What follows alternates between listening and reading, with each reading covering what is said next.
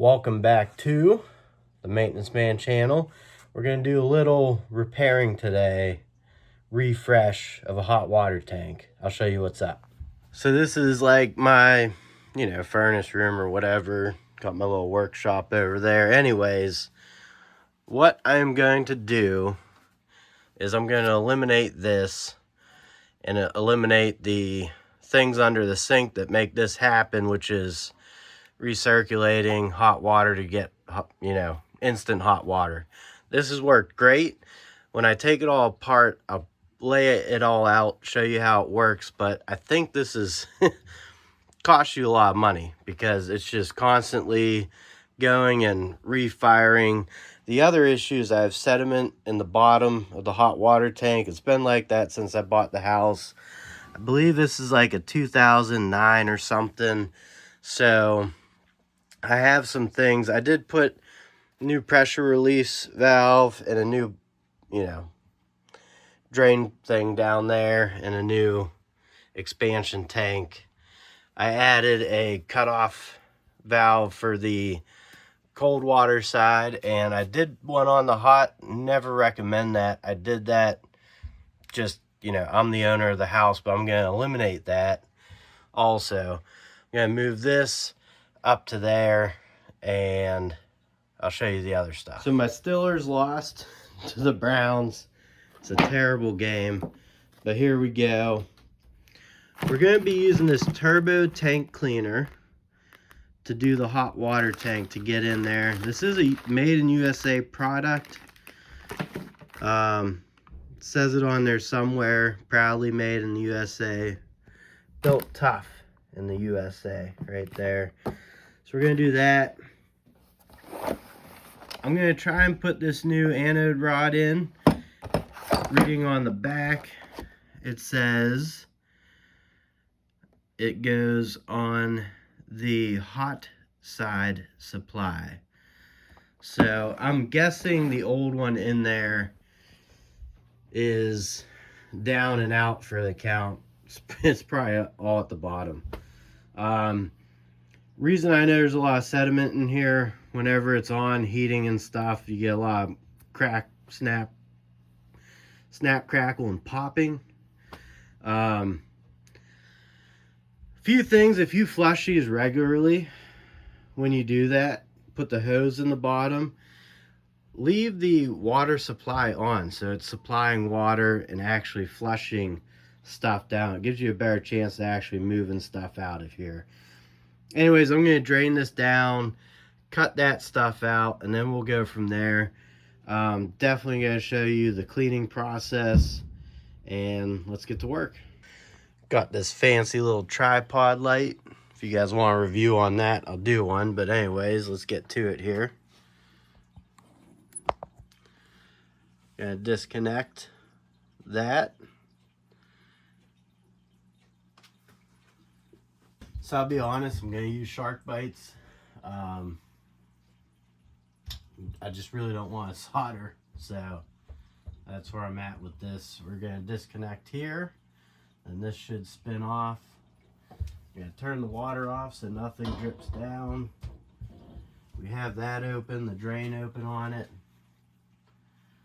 So got this all shut down now. Forget which way these go. Yeah, this way here. You can use a crescent wrench. I actually bought this though because I just don't have enough room to do it right there. I'm hoping it should have enough room in the pipe for it to.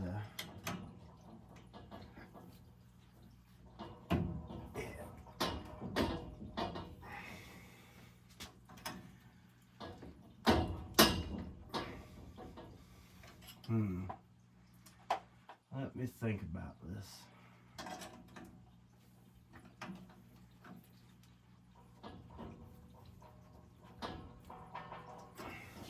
Give me a second. Did not go as planned, but I'll show you what's up in there. So I got that pipe, or the pump out, got all fitted up. That goes to my humidifier. I was gonna try and take that out, but it's just a little too hairy, so I didn't do that. I was gonna try and get the tank cleaned out, get that snake in there. That just wasn't coming off, but we have a nice flow of water. Looks pretty clean. It was at a trickle, so what I did was turn that off and then turn it back on.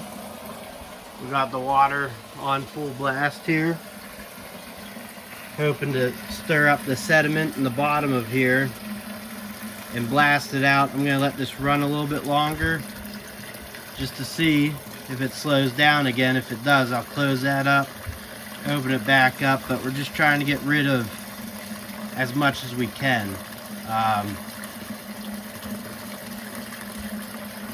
Then we should be back in business, so catch up with you in a second. I just finished recording the end of this video, but it wasn't in 4K, so we gotta do it again. Anyways, I didn't fix anything I promised to fix on that because two things. I didn't want to run that snake into a 15-year-old tank that's probably never been serviced, just to not create a bigger mess. I did get it flushed out. I took care of the poppling cracking problem, and you know, it's working great. It's working fine, and I'll just keep up on the maintenance. Also, the anode rod's probably sitting in there on the bottom, you know, kind of like the Titanic or Ocean Gate. And the nipple wasn't budging, and I just don't have the money to. It's a power vent hot water tank. They're like $1,600. Maybe get a little cheaper somewhere, but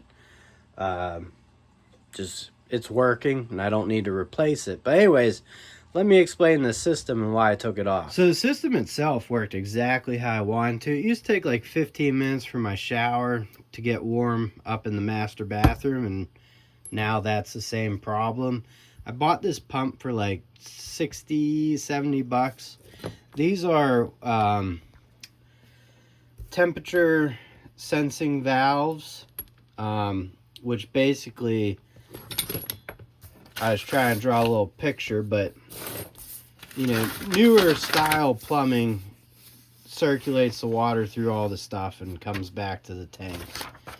Older ones have a branched system, so they just run the hot and branch it off to wherever. So my master bathroom, you add one of these under the sink, and what it does is when the temperature of the water is getting cold, it brings it from the cold and allows it, or no, it brings it from the hot, allows it to go through the cold and circulate back to the tank, and then the pump keeps bringing it around.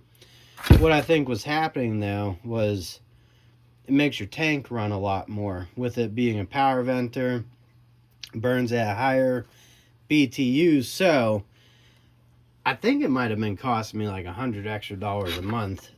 So I cut it out, and I'm gonna keep this because I'm gonna give it a few months to see how my bill changes, because as of right now, you know, we all want to save a little bit of money.